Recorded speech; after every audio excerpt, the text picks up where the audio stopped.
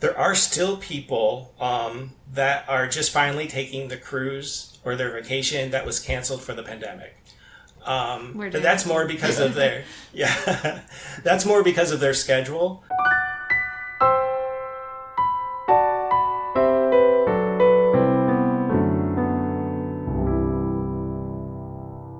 Hey everyone, thank you for tuning in today. We have a special guest, Mike Searles with Mike's Travel Hub, and we're excited to hear about his story and his business and a little bit about vacation. Yeah, one thing that's great, we talked a couple weeks ago about work-life balance and finding some time for yourself, finding some time for you as a business owner, and today we got somebody that can really help you out with that, with finding you a vacation to plan and things like that. But let's start out first, Mike. You've been in business about 7 or 8 years now. So what led to you starting Mike's Travel Hub? Where did you come from before that? And, kind of where are you going now? Well, I started with a major telecommunications company. I was there for about 23 and a half years. Okay. It started as a one-day temp job, and it just I was a temp for a year, and then it just transformed and transitioned. So they started having massive layoffs, as most companies do. And I had lunch with a friend who was a travel agent, and she was telling me about it. And it just sort of clicked because after 23 and a half years at this company, I was over corporate. Like, I couldn't even imagine myself going back. The conference calls, the lingo, everything. It was just a lot. Meetings for meetings. The taking off the kimono. Yes, exactly. That's always weird. And so then it kind of dawned on me that she was talking to me about me getting into it. And I'm like, well, I'm not really I've never been a salesperson. And but I started thinking that my husband, if you ever talk to my husband and he says, and you mention like where you've been or a country or something you saw in the news, he's like, that's on the list. I'm going there. And so I just figured if I became a travel advisor, I'd be a lot more knowledgeable about these places, and we would have the opportunity, almost would have to travel to these places and experience them. So over time, I eventually became a salesperson because I was just talking about my travels and working with the suppliers. They give us a lot of material that we need, the promotions, the flyers, and that sort of thing. So it just made sense at that point. Okay. So what made you finally take the leap there? Did you get laid off, or did you just decide, hey, I'm quitting and starting this one day and jumped in? How'd that go? I got laid off. I probably should have started this back when I was still working, but it was, corporate, very time consuming. So, no, I kind of jumped in, and it was, it's slow going because, you rely on your friends and family at first, but they don't usually see you as that person because you've never been that person before. And, but, they're like, well, a lot of it turns into word of mouth, basically. So most of my clients are people I've never met. And then my friends and family started coming around. And so it's kind of grown from there. Okay, that's very awesome. Cool. We have a lot of friends that are taking cruises right now. What's the hot cruise line right now if you want to do that? The hot cruise right now is the newest one, and that is Virgin Voyages. They were supposed to start like in February or March of 2020, of course. And so they never really, I'd say, get off the ground, but got in the water. And but now once they got started, they are going hard. They have great promotions, and we actually took one. And Kyle, my husband, is not a cruiser, but he said this is the only cruise line he wants to go on from now on. They just make everything easy. They don't nickel and dime you, and it's adults only. So it's the only adults only cruise on the ocean that not the only one, but the most mainstream one anyway. Like Norwegian, Royal Caribbean. Virgin's definitely giving them a run for their money. Okay. Nice. So what kind of amenities or special things that sets them apart from some of the other ones that they have that make that the hot cruise line and what everybody's going to right now? Well, the big one, of course, is adults only. That's great for parents and teachers. We met a lot of those people on there. I never thought it was a big deal to have it be adults only because I was like, I can tune out kids. Like, they're a part of the world. It just happens, But once I got on there, no kids means not a lot of rules either. You can take your drinks in the pool. You can, they don't have as many restrictive hours. There's no dress code. That doesn't mean it's a free for all, but people walk around in their bathrobes and that sort of thing. Okay. But they don't nickel or dime either. They, Wi-Fi is included. They don't have drink packages. What's that? Yes, yeah. Just one price for everything. Exactly. And they don't have specialty restaurants. So, all the restaurants are fair game. You don't need extra money for that. Now, they'll maybe have one item on the menu that might have a price on it, but the food is gourmet, Michelin rated food. It is amazing. So no chicken tenders and plain hamburgers and French fries, right? It's, unless it's just No, there's a pizza place and an ice cream place, but yes, basically it's it's a healthier lifestyle too for the cruisers. They have their their junk food or what people go on vacation to eat. But if someone wants to eat healthy, it's very easy. You do not have to look for it. I was gonna say you don't have to break your routine if you've got one to go on vacation. No. Right? No, you do not at all, because they have a lot of gym facilities. The classes, the Zumba or whatever classes they have, the group classes are free and included. So yeah, they have a huge track. It's very health oriented. So which cruise line would you say you would recommend for 55 plus for any of our listeners that want to do that? That would be, my recommendation would be Viking. Usually called Viking River Cruises, but they also do ocean and expedition. And expedition just includes like Antarctica, the more adventurous cruises. And these are also adults only, 18 plus.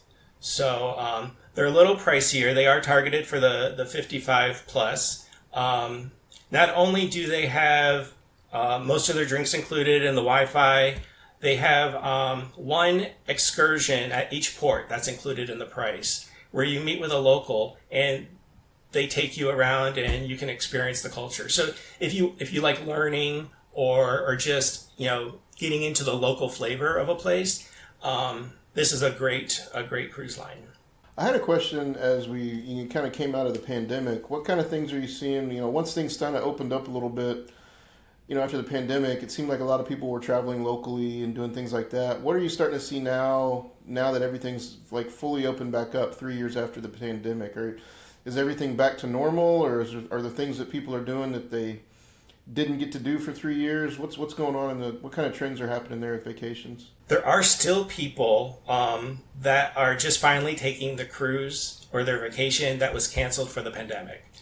But that's more because of that's more because of their schedule. Now I know, like to say Viking, they still require vaccinations to go on the cruise ship.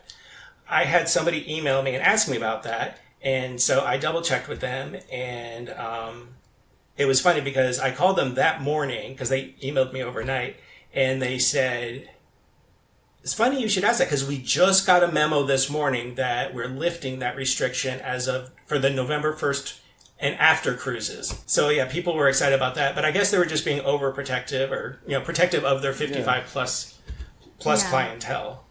But I mean, when you're on a cruise ship, you're really close to everybody else. Very tight quarters sometimes. And I mean, in the big cruise ships too, they required masks for a long time and they weren't at full capacity. Well, these river cruises are much smaller. They only hold 300 to 400 people. So that is small.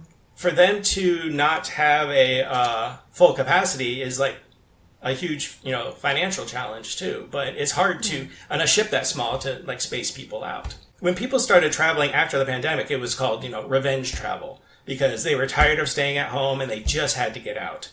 And so, like you said, they were staying local. A couple people went international. They had to wear the mask on the whole flight and that sort of thing, and they dealt with it. But right now, people are going so hardcore for travel that I feel like this is true revenge travel. Because right now, I mean, they're blowing it out. They have all that money saved up from their last vacation, or they haven't taken a vacation in 3 or 4 years. So they're going to, Greece is very popular. Italy, France, and when they take a cruise, they're getting the nicer room.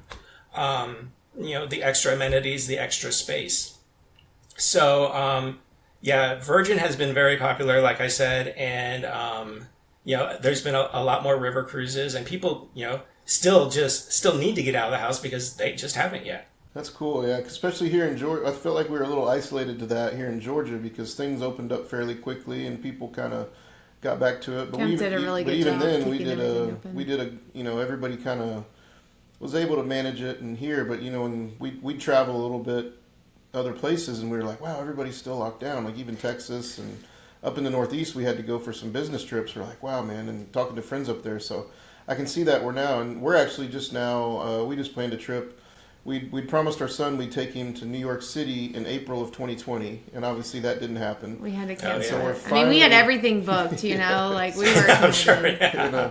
So we're finally doing that trip in a couple weeks, but we're finally kind of getting to some of these places too. So that is another question. We've talked a lot about cruises, but what other types of vacations do you book and are popular right now? All-inclusive resorts, people love those. Mostly, people who drink, probably get more of their money's worth, but people who don't drink also. They like to, they're good for staying active, or just lounging around. So like the Dominican Republic, especially in Georgia, people are going to fly out of Delta or out of Atlanta. They're going to fly Delta normally. So it's Jamaica, the Dominican Republic, Cancun. There's some great, I know Cancun is easy to get to. A lot of people have been there several times, but there's a lot of really nice resorts. I've had clients go to this one resort, the Valentine Riviera Maya. They've been there 9 times, and then they got married there. It's just their go-to. Okay, cool. Oh, I was just saying, my dad has weeks saved up at the Moon Palaces down in Mexico, and we went one time, and it was, maybe a couple times, but that was a fun one to do. That was my first all-inclusive resort, and it is one of my favorites. I took that trip down to Moon Palace a long time ago, like probably 20 years ago. We went for a friend's wedding, and I dreamt about that vacation for seriously 2 years.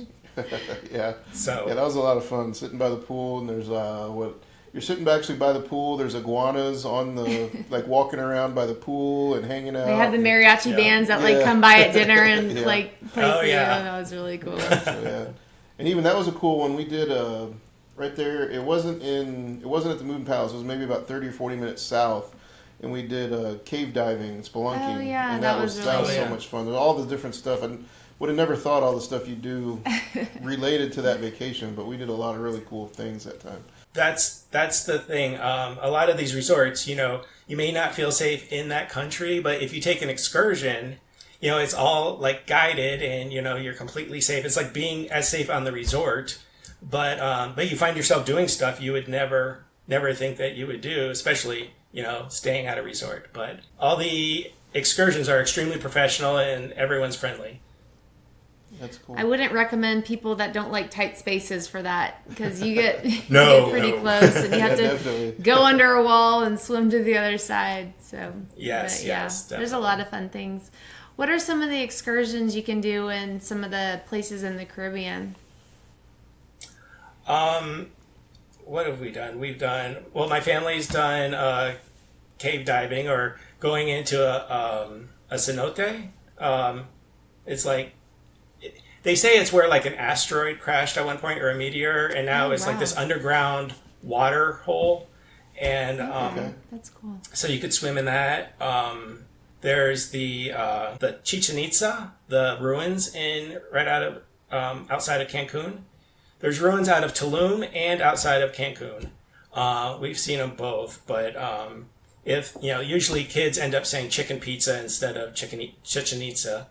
So that's just easier for them to say. But you want to go do those if you can. If there's a cooler month, you want to do it then, because it gets sweltering hot. Sweltering hot. I know. Yeah. We thought about that. Going to the beach or Disney, and we're like, it's too hot. Let's go in the winter. Yeah. Let's go. Let's wait till fall break for that one. It's a little bit. Yeah. I lived in Orlando speaking of the family vacation stuff.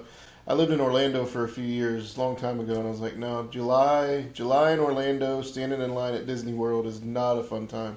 So We live in Cherokee County, and one thing that's nice that they do with the schools is instead of having a really long summer where you have the summer slump, as they call it, they have extra weeks throughout the year. So we'll have a break in September and February. So you can do some of these nice places where it's not so hot in that time of year. That's a good point, because I noticed, like, the friends that we have that have kids, they travel during those weeks. I'm like, usually, like, when I was growing up, if you had a week off, like, you didn't do it. Like, it was only a week, so you really didn't do anything. But people do travel during those weeks, and that's a good reason to do it.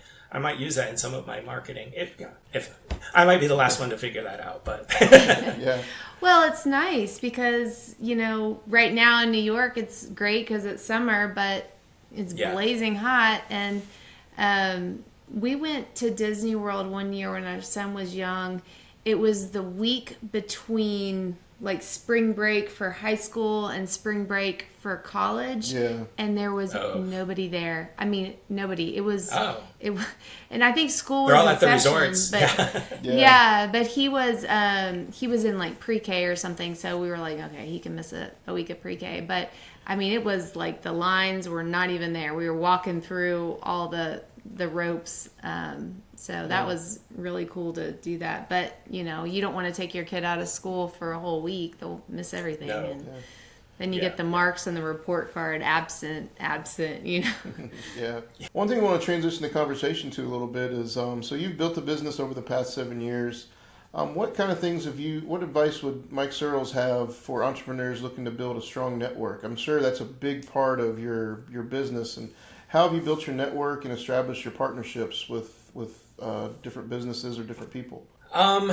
Just mostly making myself available.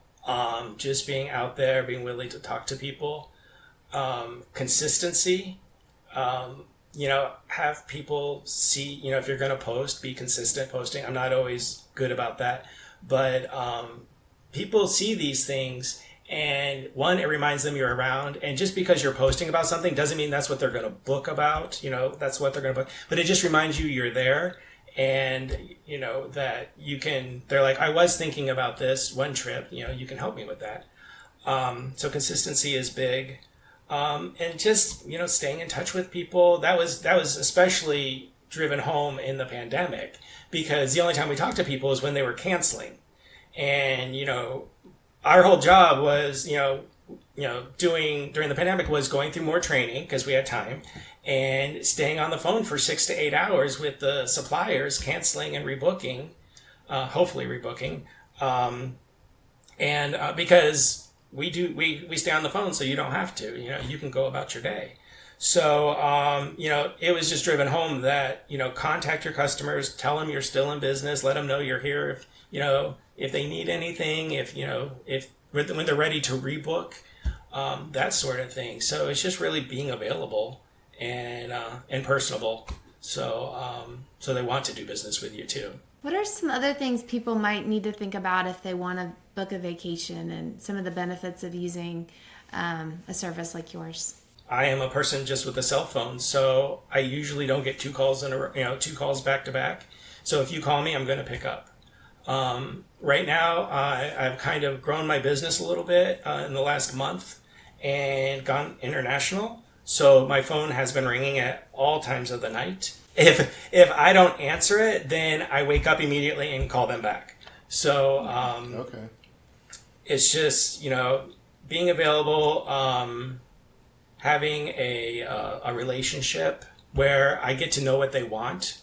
And it gets easier for them to say, hey, this is Tina, I want to take my family there. You already know who her family is, their birth dates, and you kind of know what she already likes and doesn't like for the family. So, a lot of people call me and they already know exactly what they want. They know the stateroom number on the ship. They know the itinerary. They know everything. And they're like, I just want you to handle it. And I'm like, okay, because that doesn't mean just then to book it. That means if anything comes up, you're also going to handle that. So, and that's fine. Some people call me and they have no idea what they want. Like none. They're like, we're thinking about next year and maybe Jamaica, maybe Bermuda, a cruise, but we're not sure which cruise line. I'm like, we need to narrow that down a little bit. So, just have like dates in mind, even general, a month and a year sometimes is the best place to start if you can't narrow it down more than that. Have kind of a budget in mind, what you're willing to spend. You get what you pay for. And I don't charge. A lot of travel agencies charge a booking fee. Some will charge $60 just to book your trip. I don't charge anything. I'm just commission only. So, if they don't book it, I don't get paid. So I do my best to make sure they want to book it. So I don't pad it. I don't go too high and I don't go too low. I try to find something, I try to read them. I can read people sometimes. I can kind of, read what they're looking for. And if I'm wrong, it's a living document. We can change it. It could be because I don't want to book it until they're happy. That's nice. So could somebody just say, I want to go to this area, and then you kind of figure out the rest? Sometimes.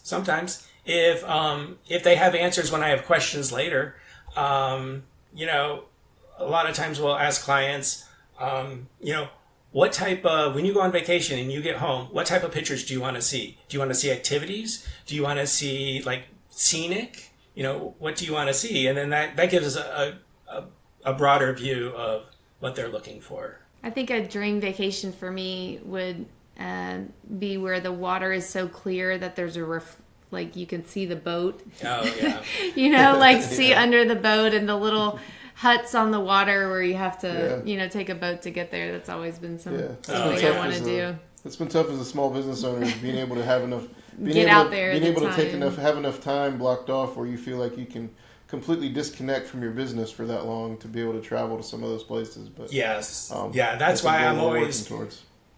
Yes, well, luckily I'm work from home and I can work from anywhere. So if I get a last minute invite to training on a cruise ship, to learn more about that cruise line, then I just pack up and go, and I can work from anywhere, or at least get enough done so I can really work on it when I get home. So at least stay in touch with people. And the Wi-Fi on a lot of these cruises, the Wi-Fi and the connectivity is strong enough that you can do calls and things like that? Yes, it's getting better. It is getting better. A lot of times it's been spotty in the past.